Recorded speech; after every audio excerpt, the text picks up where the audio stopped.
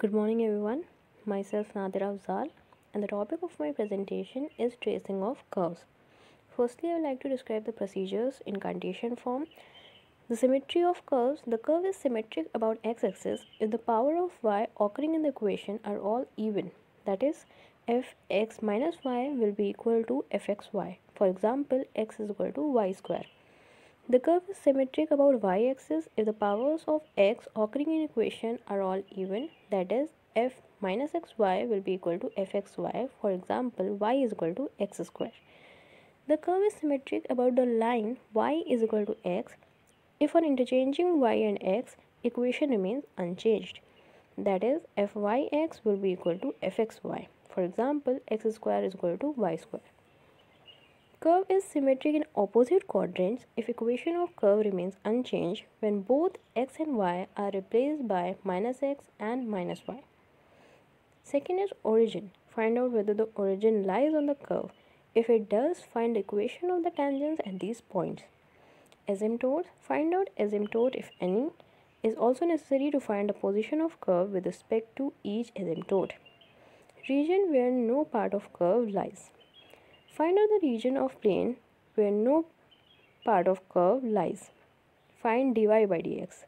Find out dy by dx and the points where the tangents are parallel to the coordinate axis.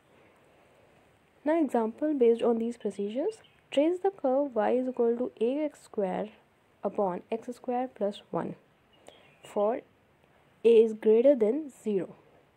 Since x occurs only in even powers in the equation of curve is symmetric about y-axis. Curve has only one real asymptote, y is equal to a. Now solving for x will get x square is equal to y upon a minus y. So that x is imaginary if y is less than 0 or y is greater than a. Therefore, the curve lies within the lines y is equal to 0 and y is equal to a. The curve passes through the origin at which tangent is x-axis. Now d2y by dx square will be 2a 1 minus 3x square 1 plus x square whole cube. Now there are 2 points of inflection at x is equal to 1 by root 3 and at x is equal to minus 1 by root 3. Now we can finally trace the curve in the following manner. Now tracing of polar curves. To trace a polar curve, r will be equal to f theta or g is equal to r theta will be equal to c, which is a constant, and we use following procedures. First is symmetry. If the equation of curve is an even function of theta, then curve is symmetrical about the initial line.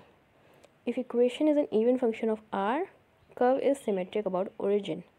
If equation remains unaltered or unchanged when theta is replaced by minus theta and r is replaced by minus r, then curve is symmetric about the line through the pole and perpendicular to initial line. If equation remains unaltered when theta and r is replaced by minus r, then curve is symmetric about the pole. In such case, only even power of r will occur in equation. Second is region. Determine the region for theta for which r is defined and real. Third, tabulation.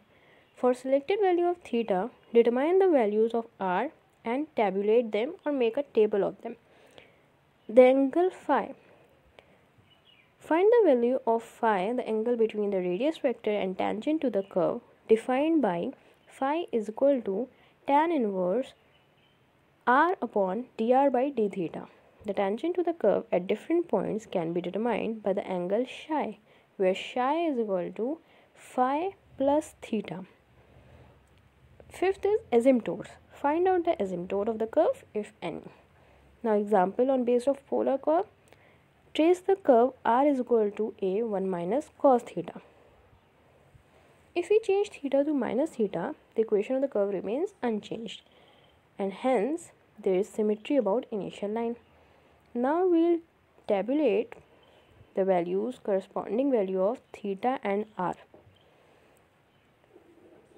Now third equation of curve is r is equal to a 1 minus cos theta. So dr by d theta will be a sin theta. As a result, tan phi will be tan theta by 2. When theta is equal to 0, phi will be equal to 0 and r is equal to 0, then theta is equal to 0 is tangent at pole. When theta is equal to pi, psi will be equal to pi by 2. Then r will be equal to 2a. Tangent at theta is equal to pi is perpendicular to radius vector. Now finally we'll trace the graph in the following manner. Rules for tracing parametric curves. Equation of type x is equal to ft and y is equal to gt, where t is parameter, are called parametric equation of curve. There are two methods of tracing such type of curves. First is we can eliminate the parameter between the above two equations and form corresponding Cartesian equation, and then curves can be traced.